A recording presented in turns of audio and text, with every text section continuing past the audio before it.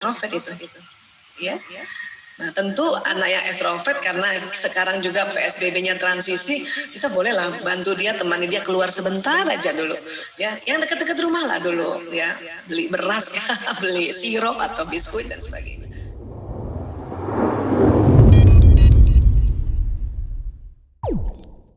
Bismillahirrahmanirrahim. Assalamualaikum warahmatullahi wabarakatuh. Alhamdulillahirrabbilalamin. Wassalatu wassalamu ala asyrafil anbiya wa mursalin wa ala alihi wa sahbihi ajmain, amma ba'du. Beli duren di Jelambar. Ibu-ibu yang keren, apa kabar? Alhamdulillah, ya. Dan hari ini judulnya keren banget. Dan saya baru baca judulnya udah sangat tersentuh gitu ya, kepengen merebes mili gitu. Bunda, aku rindu berbincang denganmu, Masya Allah. Ya. Baik, seperti biasa karena paparan kami biasanya berkaitan dengan fungsi otak, jadi saya mohon izin Mbak Lisvi untuk saya share screen terlebih dahulu, boleh ya? Ya, Bunda, aku rindu berbincang denganmu, Masya Allah. Ya, ini sebuah judul yang luar biasa dan ini betul-betul dari hati yang paling dalam dari Ananda ya untuk bicara pada kita para bundanya ya. Dan ini juga adalah tema besar hari ini adalah bagaimana kita berkomunikasi cerdas ya. Baik, jadi orang tua cerdas itu orang tua yang bagaimana sih? Orang tua yang mengerti bagaimana konsep dan pola asuh yang paling sesuai untuk perkembangan dan pengasuhan anak ya. Ini disebut cerdas kalau kita begini ya, dan tentunya supaya kita ngerti pola asuh dan pola asuh yang paling sesuai, tentu kita harus senantiasa ya mencari informasi, belajar dan belajar sampai kapanpun ya. Dan orang tua cerdas juga adalah orang tua yang hadir memberikan pengasuhan dan pendidikan secara langsung serta mengerti dengan kondisi-kondisi anandanya ya. Jadi ini kalau kita sebut cerdas tuh kayak gitu. Jadi kita ngerti ini kondisi anak gimana, dan ini ngomong sama anak yang laki-laki kah perempuan dan apa ya wataknya dan sebagainya. Jadi kalau kita mau bicara pada anak ada beberapa hal yang memang kita perlu tambah informasinya atau kita belajar ya tentang bagaimana kita fahami beda anak pria dan wanita. Ini saya sering sekali sharing di dalam media-media sosial ya atau seminar-seminar sebelumnya ya. Kemudian juga kita diminta memahami ciri khas era generasi anak kita ya. Anak kita kan ini kemungkinan besar generasinya adalah generasi yang generasi Z dan Alpha ya. Generasi Z itu lahir antara tahun 1996 sampai 2010, kemudian Alpha itu 2011 sampai sekarang dan sampai nanti 2025. Apa ciri khas mereka? Ciri khas mereka adalah istilahnya digital native. Ya, lahir dengan digital kanan kiri. Ya, artinya ciri khas mereka ini adalah anak yang lahir di era digitalisasi, dan ciri khasnya lagi adalah sulit juga ya mereka meninggalkan perangkat mobile mereka ya. Kemudian apalagi yang perlu kita pahami? Kita perlu pahami juga beda watak anak-anak ya, karena setiap anak ini beda-beda wataknya. Dan kemudian kita perlu memahami bahasa kasih anak supaya pada saat dia ingin berbincang pada kita bundanya, kita paham ya harus seperti apa melihat ya apa yang dia ingin bicara pada kita ya. Dan satu lagi, pahami gaya belajar anak ya. Insya Allah kalau kita belajar 1, 2, 3, 4, 5 ini ya, insya Allah kita bisa sudah dikatakan senantiasa berikhtiar menjadi orang tua yang cerdas ya. Hari ini mungkin tidak semuanya kami bahas, mungkin saya akan bahas watak sedikit, tetapi saya akan tekankan lagi memahami bahasa kasih anak. Kenapa? Karena hari ini kita berharap ya kita mengerti apa yang anak rindukan untuk berbincang pada kita. Nah, kalau kita bicara perbincangan itu berarti bicara tentang bahasa ya. Baik, nah ini semua mengapa kita perlu perhatikan, karena ini semua ini ada di otak anak kita atau di otak kita masing-masing ya. Inilah otak manusia yang Allah ciptakan, diletakkan di atas kepala, di dalam kepala, dilapisi berbagai macam lapisan-lapisan agar terlindungi. Ada otak besar dan ada otak kecil ya. Kemudian ini dia otaknya, kalau kita lihat dari samping kiri ini otak besar dan ini otak kecil. Berbagai macam program ada di dalam otak manusia, ada di otak kita, ada di otak pasangan kita, ada di otak anak-anak kita, dan ada semua di otak manusia program-program kehidupannya. Termasuk tadi ya, tentang bedanya laki-laki perempuan itu ternyata ada program yang berbeda antara laki-laki perempuan. Kemudian tentang ya era milenial itu otaknya berbeda ya dengan kita yang mungkin saya barangkali sama Mbak Santi ya, Mbak Santi, kita yang lahir tahun 60-an, kita generasi X ya. Kita sama punya otak kayak gini, tapi isi programnya ada perbedaan sedikit dengan anak-anak era sekarang ya. Kemudian tentang watak juga ada di dalam program otak ini.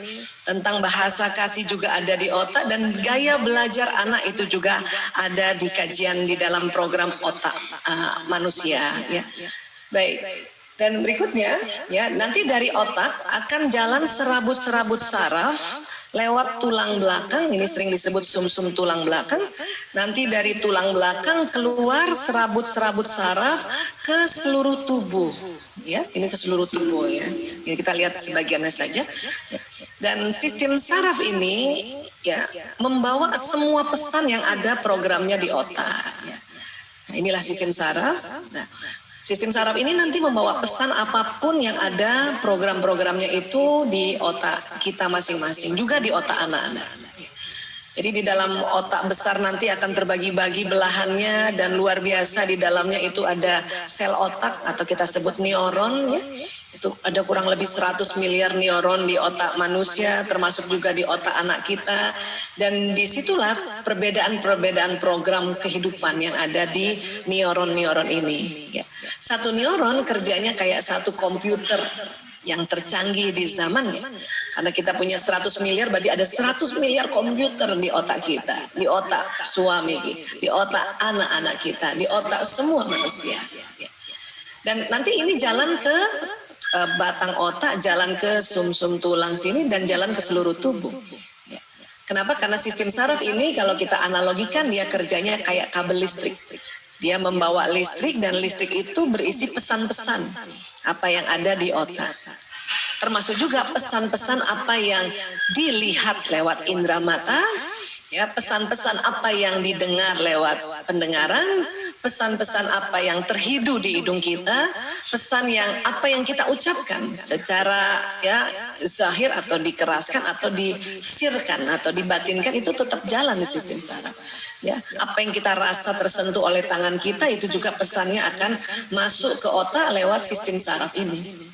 Dan kerjanya sangat cepat ya, dari indera-indera masuk ke otak itu sekitar 240 km per jam, cepat masuk. Nanti dari otak perintah ke bawah 320 km per jam, cepat lagi, Masya Allah. Nah ini, jadi mengapa tadi saya sampaikan beberapa hal yang perlu kita tambahkan ilmunya atau kita pelajari. Kalau sudah pernah dengar ilmunya, kita ulang-ulang lagi agar kita paham apa sih yang harus kita lakukan sebagai orang tua cerdas menghadapi anak-anak kita. Dari umur berapapun anak-anak kita sampai nanti dia besar kah, kemudian dia menikah kah, dia kemudian punya anak dan kita punya cucu, itu ya kita kalau sudah belajar tadi beberapa hal tadi, itu insya Allah ya kita lebih tenang dan lebih cerdas menjadi orang tua ya. Baik. Ya, kalau watak itu di dalam Quran itu di Al-Isra ayat 84, Bismillahirrahmanirrahim. Qul kullu ya'malu ala syakilatihi farabbukum a'lamu biman huwa ahda sabila.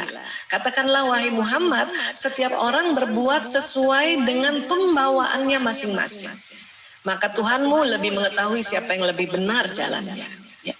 Ayat inilah diteliti oleh para ilmuwan sampai dekade abad 21 ini. Ternyata memang setiap orang itu ada pembawaannya masing-masing. Ya. Nah, dari mana pembawaan itu tadi? Karena ada programnya di otaknya masing-masing, dan itu sudah ada sejak dia di dalam rahim seorang ibu. Ya.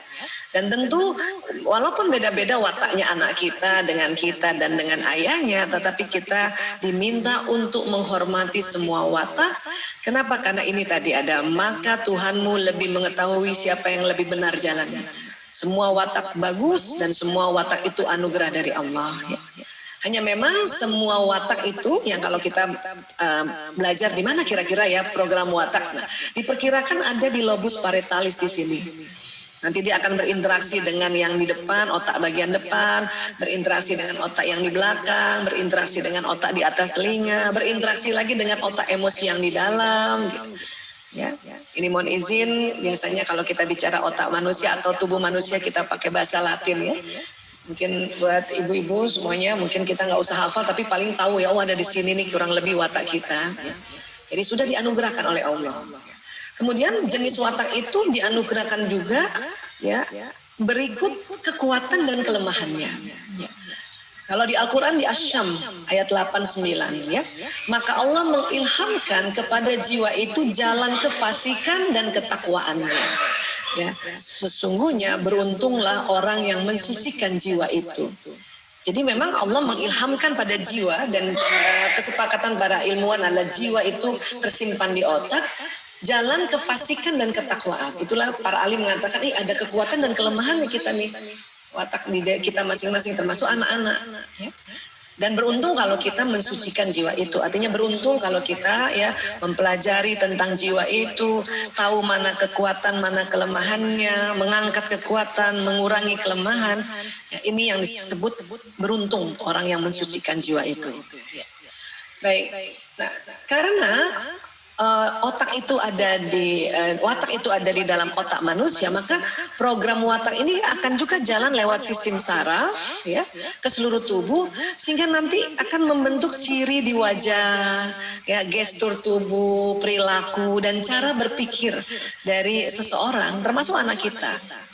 Kalau mungkin ibu-ibu pernah belajar watak ya, itu lihat anak saja udah langsung tahu nih kira-kira jenis watak apa ini dia. Kenapa? Karena memang semua pesan yang ada di otak kan jalan di sistem saraf dan dia ya termanifest di wajah, di mata, sudut bibir, ya gerakan tubuh, perilakunya, kebiasaannya. Ya. Nah ini makanya kita bisa tahu nanti kalau sudah tahu, oh ini anak saya yang begini. Ya. Baik, mungkin hari ini kita tidak membahas detail tentang watak. Saya hanya membagi watak ini menjadi 3 besar ya. Ini jadi kesepakatan teman-teman psikolog bahwa watak terbagi 3 besar. Ada yang disebut introvert, ada yang disebut ekstrovert, ada yang disebut ambivert. Ambivert ini kombinasi separuh ekstrovert, separuh introvert. Ya, nah, coba kita cek watak kita dulu ya. Mudah-mudahan kita kalau sudah ngerti tentang apa jenis watak kita itu nanti dengan mudah mengerti jenis watak anak, jenis watak pasangan hidup. Ya. Baik. Introvert apa sih cirinya introvert? Ya, introvert ini biasanya orang lebih memilih ada di tempat sepi. Ya, kalau para bunda ada yang dalam 7 hari lebih senang tempat sepi atau di rumah aja gitu ya. Mungkin itulah bunda berjenis introvert. Termasuk anak-anak, ada anak yang lebih senang memang di tempat sepi, lebih senang di kamarnya, ya. Nah ini dia introvert. Ya. Kalau ekstrovert bagaimana? Ekstrovert itu cirinya lebih semangat ketemu orang baru. Kalau bunda ya dalam 7 hari semangat banget ketemu orang baru, apalagi sebelum pandemi ya, wah bisa jadi kita yang watak ekstrovert. Demikian juga anak kita. Ya, makanya untuk pembelajaran kondisi sekarang pada saat pandemi dan pembelajaran jarak jauh, anak yang ekstrovert ini biasanya yang lebih cepat gelisah dan lebih cepat bosan. Kenapa? Karena memang dia lebih senang ketemu orang baru. Berarti kan keluar rumah kan? Sama, para bunda juga yang ekstrovert ini yang pasti lebih cepat. Aduh kok lama banget ya pandemi kan? Tapi buat anak-anak yang memang introvert, dia senang di rumah, senang di kamarnya, itu menyenangi pembelajaran online seperti ini. Para bunda juga yang wataknya introvert itu ya tentu senang dengan kondisi seperti ini ya, malah menikmati kondisi kita tetap di rumah ya. Satu lagi ambivert ini gimana? Tergantung sikon ya. Kalau ada di antara kita para bunda yang kadang senang tempat sepi, kadang juga senang ketemu orang baru dan seimbang itu dalam seminggu gitu ya. Nah, berarti kita yang jenis ambivert ya. Kalau saya jenis ambivert nih. Kadang senang dalam 7 hari itu mungkin ya 4-3 lah ya. Atau 3-4, 3 hari senang di rumah aja, 4 hari senang ketemu orang baru gitu. Tapi kalau ekstrovert 7 hari barangkali ya 6 hari senang ketemu orang baru, 1 hari di rumah. Kalau introvert kebalikannya ya, 5 hari atau 6 hari senang di rumah, 1 hari ketemu orang. Ya, ini ciri khas secara umum. Ya. Baik, apalagi introvert? Introvert itu lebih produktif di tempat tertutup. Jadi anak-anak yang memang introvert, dia lebih senang memang mengerjakan apa-apa di rumah. Makanya disebut anak rumahan. Inilah yang dia mau sampaikan kepada bunda, aku rindu berbincang padamu bahwa aku tuh orang introvert, jadi aku lebih senang di rumah memang, lebih produktif di dalam kamar. Tapi kemudian anak yang ekstrovert ini ciri khasnya lebih produktif di tempat terbuka. Makanya anak ekstrovert belajar online di rumah ini sangat berat ya melaluinya. Karena dia butuh orang banyak, butuh tempat yang terbuka, berarti di luar rumah, kan gini. Ya. Begitu juga kita, mungkin para bunda ada yang ekstrovert, makanya lebih produktif kalau di luar rumah malah. Ya, nah ambivert bagaimana? Ambivert bisa keduanya, kadang lebih produktif di tempat tertutup, kadang lebih produktif di tempat terbuka. Nah, itu ambivert gitu. Ya, separuh-separuh dia. Ya. Baik, kemudian apalagi ada perbedaan-perbedaannya introvert, extrovert, ambivert ya. Introvert terpulihkan energinya saat sendirian. Jadi bunda atau ananda yang memang anaknya introvert, dia malah kalau di dalam lagi sakit kah atau sedang nggak enak perasaan ya, bad mood, itu lebih senang sendirian. Nah, kalau ekstrovert terpulihkan energinya saat beramai-ramai. Jadi kalau kita lihat anak kita memang ekstrovert, terus dia lagi bad mood, malah bunda aku pengen banget keluar. Nah ini pandemi, please sebentar aja. Kemungkinan besar itu ananda tuh ekstrovert ya. Karena dia akan terpulihkan energinya saat di luar, saat beramai-ramai. Ya. Nah, kalau ambivert tentu tergantung situasi kondisi, kadang bisa sendiri, kadang bisa rame-rame gitu. Kemudian ya introvert lebih suka bekerja atau belajar sendiri. Ya. Kalau ekstrovert lebih suka bekerja atau belajar dalam tim atau dengan orang banyak. Inilah yang pada saat kondisi kayak gini sekali lagi anak ekstrovert itu betul-betul kerja keras untuk handle perasaannya. Jadi please kalau nanti Ananda bilang, "Bun, aku bosan banget kerja sendiri, aku belajar sendiri bosan banget." Nah, bisa jadi itu anak yang ekstrovert itu. Ya.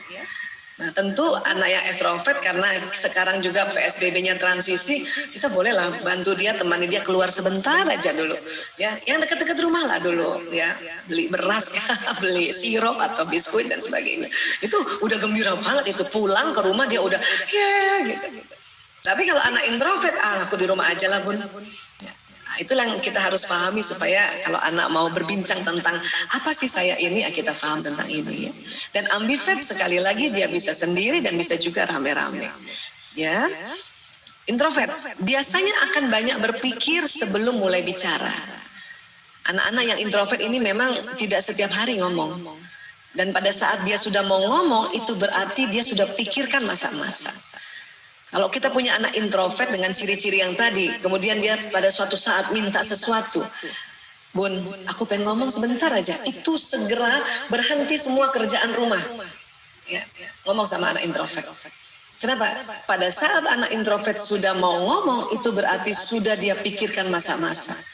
Ya, kalau perlu itu gadget kita simpen dulu, walaupun kita lagi chatting barangkali dengan siapa gitu, baru kita.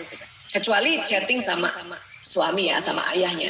Anak-anak harus tahu kalau seorang bapak atau ayah atau suami sedang chat ibunya, dia harus dijawab dulu. Dia bilang sama anak kita, sebentar ya nak ya, ini ayah yang chat, ibu minta waktu 3 menit.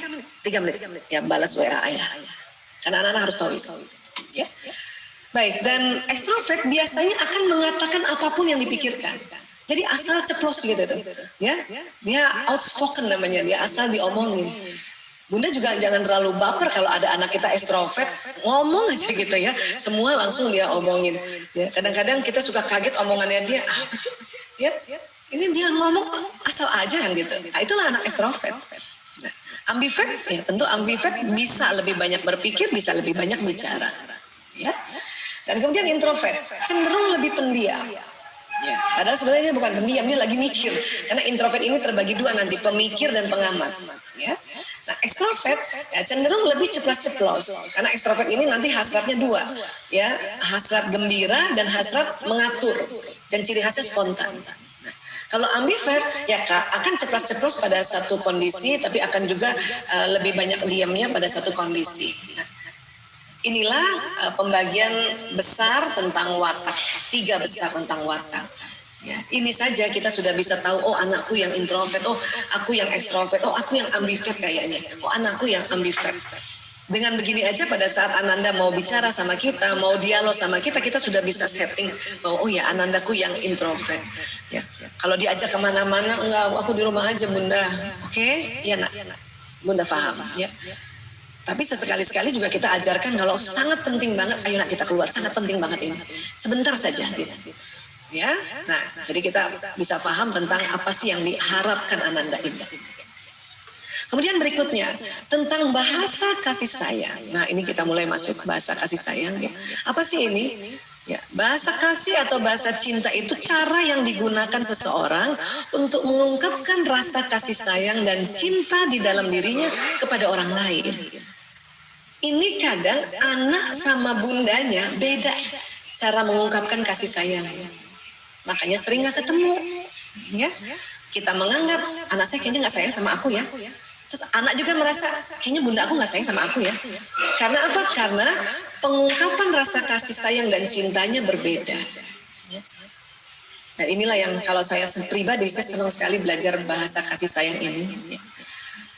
Baik. Nah, pada saat kita bisa pas banget mengungkapkan rasa kasih sayang dan kita tahu bahwa inilah bahasa kasih sayang, ini akan menstimulasi hormon bahagia dan hormon cinta yang ada di kelenjar pituitari.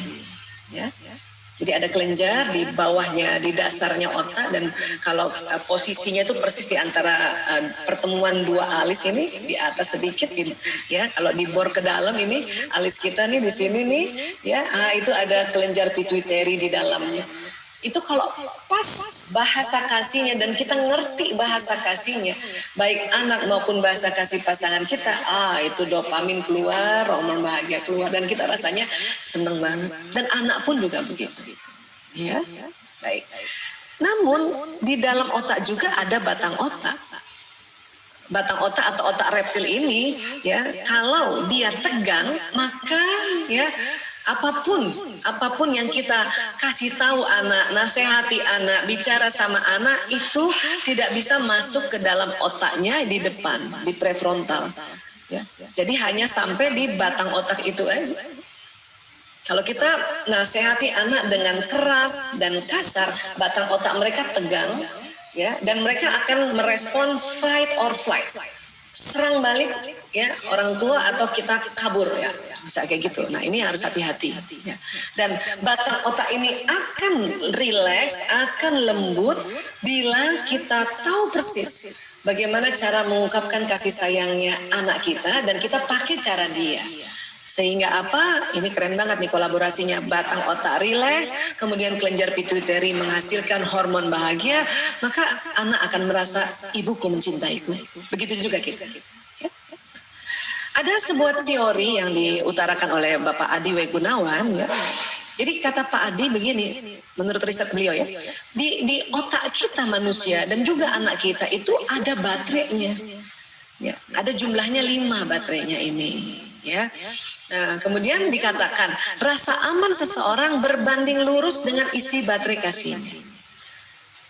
Jadi kaitannya tadi dengan batang otak, kelenjar pituitari dengan baterai ini adalah, ya, rupanya kalau kita bisa charge baterai anak kita atau baterai diri kita, baterai pasangan kita, maka batang otak akan rileks, kelenjar pituitari mengeluarkan hormon dopamin, ya, dan anak atau pasangan hidup atau kita sendiri itu rasanya aman deh tinggal di keluarga ini, gitu.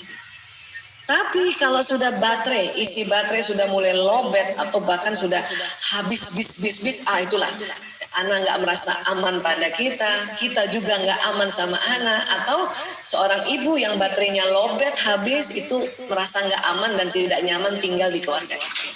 Ya, inilah makanya disebutnya teori baterai kasih sayang. Ini seperti perumpamaan, ya. Apa sifat baterai kasih? Harus diisi setiap hari. Ya, makanya kenapa diumpamakan baterai supaya kita lebih paham ya. Jadi harus diisi, di-charge setiap hari. Walaupun tidak di-charge 24 jam. Karena baterai kalau di-charge 24 jam jadinya gembung ya, jadi rusak malah. Ya. Jadi kita menge-charge baterai kasih anak ya ada waktunya gitu. Bu Aisyah, saya nggak bisa setiap hari, gimana dong ya? Nah, dikatakan oleh para ilmuwan ini, hasil risetnya dikatakan begini, minimal 3 hari seminggu. Kita ngecharge baterainya anak-anak ya. Kalau dia tinggal bersama kita ya setiap hari dong, kan asik. Itulah salah satunya juga hikmah pandemi, anak-anak pulang semua ke rumah ya. Anak saya 5, sebelum pandemi 1 di Jogja, 1 di Semarang, 1 di Ciputat. Itu ngecharge-nya itu agak sulit tuh, nggak bisa setiap hari. Terpaksa ambil yang 3 hari seminggu dengan cara ya terpaksa virtual gitu. Tapi pas pandemi semua pulang dan alhamdulillah ada di rumah, akhirnya ibunya bisa ngecharge dia setiap hari ya.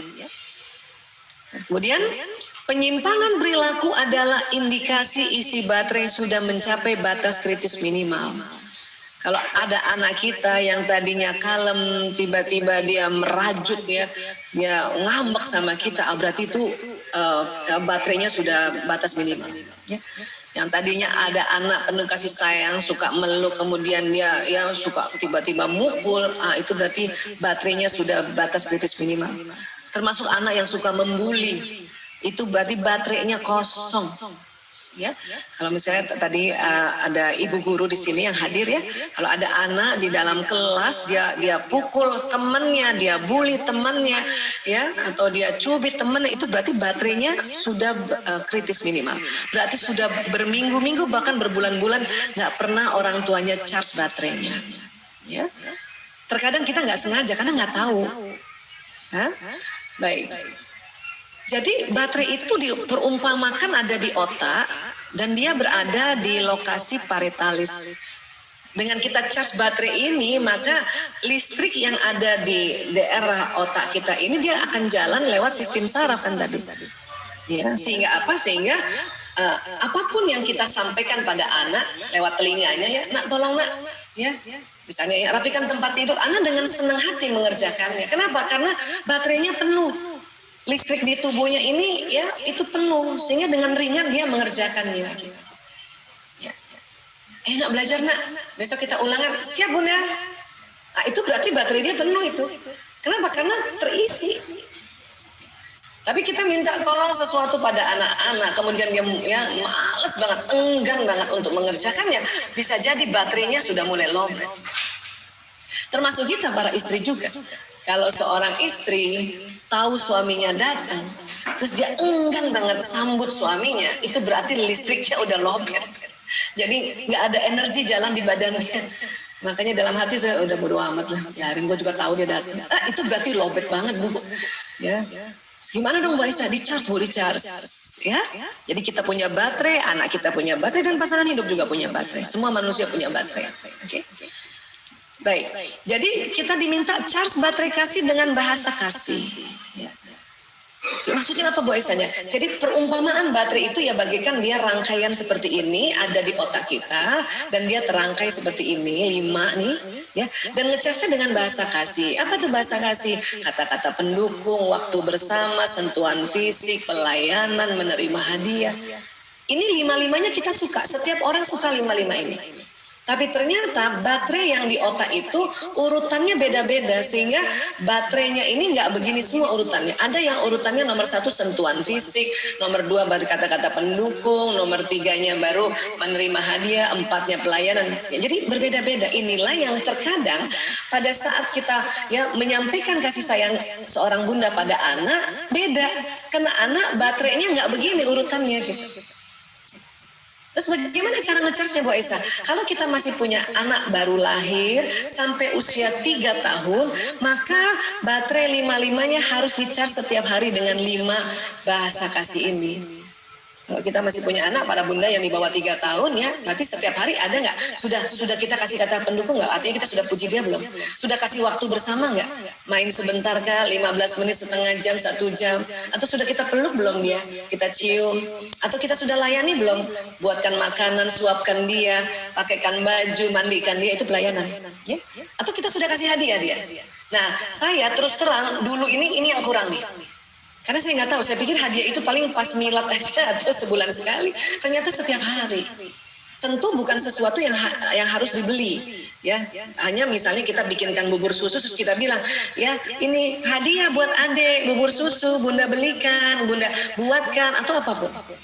Jadi nggak mesti hal-hal yang mahal dan harus ya mainan dan sebagainya. Ini ternyata sampai 3 tahun penuh ini harus dilakukan ini. Buat para bunda yang bekerja, kan malam hari bisa kan?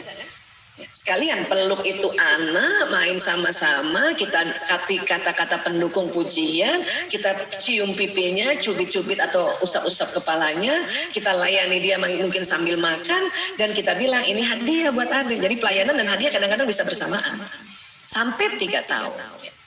Tapi nanti kalau sudah 4 tahun ke atas sampai sekarang, usia kapanpun, maka tidak perlu setiap hari 5-5-nya di-charge. Dari 5 baterai ini cari mana baterai pertamanya Ananda kita, yang mana? Ya. Ada orang baterai pertamanya kata-kata pendukung, ada anak baterai pertamanya waktu bersama, ada anak baterai pertamanya sentuhan fisik, ada anak baterai pertamanya pelayanan, ada anak baterai pertamanya menerima hadiah. Walaupun 5-5-nya suka, tetapi di dalam kita melakukan pola asuh, ya itu cari baterai pertama saja. Nanti dia akan terisi otomatis baterai yang lain. Ya. Contoh misalnya, jadi perhatikan dengan jeli bahasa kasih masing-masing anak. Apakah anak kita yang pertamanya kata-kata pendukung atau sentuhan fisik yang utama pertama, waktu bersama, pelayanan atau hadiah. Gimana taunya Bu Aisyah? Memang harus jeli. Dan ini terasa kok nanti, ya. Bisa juga dengan cara seperti ini. Ya. Apabila anak Anda kita bahasa kasihnya kata-kata pendukung, itu biasanya dia senang ya diberikan pujian, dukungan atau keberpihakan. Nanti kita akan lihat kebiasaan, contoh dan bahasa kasih terbalik ya. Jadi kalau ada bahasa kasih terbalik berarti baterai anak itu sudah lowbat. Dan bagaimana cara menasehatinya, ya? Nah, anak yang kebiasaan dengan bahasa kasih kata-kata pendukung, dia ini ya, anak ini akan sering memuji, merayu orang tua dan mengapresiasi, mengucapkan terima kasih dan dengan rasa senang gitu. Kalau dikasih, terima kasih bunda, alhamdulillah gitu. Nggak perlu, ayo dong nak bilang terima kasih gitu. Nah, kalau ada anak yang seperti kayak gini hampir setiap hari, berarti dia bahasa cintanya adalah kata-kata pendukung. Dia senang muji, senang merayu gitu, ya. Nah, artinya ya. Kita pun harus charge baterai kata-kata pendukung ya. Sehari sekali minimal. Ya. Kalau kita punya anak yang kayak tadi itu pas dia puji, bunda cantik banget kita, alhamdulillah, kakak juga cantik, udah senang banget itu. Ya, berarti dia mendapatkan kata-kata pendukung dan dia merasakan bundanya sayang sama dia. Dengan satu baterai di charge maka baterai lain akan tercharge dengan sendirinya. Ya. Dia bukan nggak suka dilayani, suka tapi bukan yang setiap hari. Dia bukan tidak suka dikasih, dia suka tapi nggak usah yang setiap hari gitu. Ya. Nah, kemudian ya apa bahayanya kalau anak yang ini tidak dicas ini suka mengejek dan menjelekkan orang lain. Makanya kita nih sebagai orang tua harus jeli nih. Kalau ada anak mengungkapkan bahasa kasihnya terbalik berarti dia baterainya lowbat. Ya. Jadi kalau ada anak suka ngejek adiknya, kakaknya atau jelek-jelekin orang lain, itu berarti baterai bahasa kata-kata pendukungnya itu sudah lowbat. Ya. Terus bagaimana dong kalau misalnya ada anak yang menjelekkan atau ya mengejek adiknya atau temannya? Dibiarkan? Bukan. Kita tetap ya memberitahu dia. Caranya bagaimana? Nah ini. Ya, orang tua perlu memberitahu bahwa mengejek atau menjelekkan orang lain itu tidak baik, tapi menyampaikannya dengan memberikan kata-kata pendukung dulu. Jadi artinya kita puji anak itu dulu, baru kita nasihati. Supaya apa? Supaya baterai ini anak ada isinya, sehingga nasihat yang kita berikan dia mau ikuti. Gitu. Selama ini kita keliru. Pada saat adik kakak ngejekin adiknya, jelek, adik jelek, terus kita apa? Kita langsung marahin kan? Kakak kok begitu sih sama adik? Dia tambah kosong baterainya. Tambah kosong baterainya dan tambah akan ngejek terus. Makanya cara kita memberitahu adalah ya puji dia, kasih kata-kata dukungan, baru kita ya sampaikan apa yang kita mau sehingga baterai dia nyala dan dia mau ikuti nasihat itu. Ya. Kemudian sentuhan fisik, ya. Apapun yang menunjukkan rasa kasihnya dengan sentuhan, ini anak seneng banget. Nanti kita lihat kebiasaan, contoh, dan juga bahasa kasih yang terbalik dan cara menasihatinya ya. Nah, jadi, maaf. Jadi kalau anak-anak yang sentuhan fisik itu, pada saat dia ya kita tahu bahwa dia sentuhan fisik, itu cirinya mana? Anak ini senang sekali memeluk, mencium, mencolek orang tua, kakak atau adiknya tiap hari, ya, atau keluarga lain. Kalau ada anak yang duluan dari kecil ya, sampai sekarang duluan meluk ibunya, duluan memeluk orang tuanya, atau suka colek-colek adiknya atau cium adiknya, itu bisa jadi bahasa kasih dia itu baterai utamanya adalah sentuhan fisik, ya. Makanya perlu setiap hari kita sentuh fisiknya untuk kita men-charge sehingga nanti ya baterai yang lain terisi dengan otomatis. Ya. Apa sih yang dia inginkan? Dipeluk, dicolek pipinya, dirangkul, diusap rambutnya, dicium. Walaupun 24 jam, hari itu sudah kita cium kan dia. Atau kalau dia peluk kita, kita terima dengan senang hati. Karena banyak bunda, anaknya meluk, bunda begini, di tepi sana kayak, itu langsung sedih banget. Ya, itu yang istilahnya bunda, aku rindu mau ngomong sama kamu karena bahasa dia adalah sentuhan fisik. Ya. Apa yang terjadi kalau tidak di-charge? Ya, suka mencubit, menggigit dan memukul. Pokoknya kalau anak-anak mencubit adiknya ya atau temennya dan sebagainya, itu berarti baterai sentuhan fisiknya lobet. Terus bagaimana dong untuk cara menasehatinya? Ya, tentu kita ya, jika anak suka memukul adik atau temannya, katakanlah bahwa Anda tidak suka jika ia memukul temannya atau adiknya, tapi sambil merangkul dan usap-usap kepalanya. Kenapa? Karena ini kebutuhan psikologisnya terpenuhi. Kita kalau ada anak cubit adiknya kan kita tambah marahin kan? Kok kamu nyubit adiknya? Itu tambah kosong baterainya. Dan kita karena nggak ngerti ya, mungkin dulu ya kita marahin tanpa kita usap-usap. Coba panggil, nah sini, aku bunda, peluk dulu, ya, baru kasih tahu, ya. Nah kalau kamu mukul adik itu sakit loh nak. Tapi kita sudah charge dulu baterai. Ini yang kadang-kadang kita keliru, ya. Baik, waktu berkualitas bersama, apa sih? Senang ditemani untuk mengerjakan sesuatu, ya. Nanti kita lihat kebiasaan, contoh dan bahasa terbalik ya. Apa sih ciri-cirinya anak yang kayak gini? Suka mendampingi orang tuanya dalam melakukan sesuatu. Misalnya ketika orang tua nonton TV, merapikan barang, atau membaca koran. Ya? Dan dia akan duduk di sebelah orang tua dan hanya duduk dan terkadang sesekali bertanya. Kalau ada anak kita selama ini ya, dia tiba-tiba kita lagi bebenah, tiba-tiba dia duduk di samping kita, nggak ngomong, cuma ngeliatin doang. Itu berarti dia baterainya itu waktu yang berkualitas bersama. Dan jangan diusir. Sana masuk kamar. Ini banyak kotoran di sini. Itu sedih banget.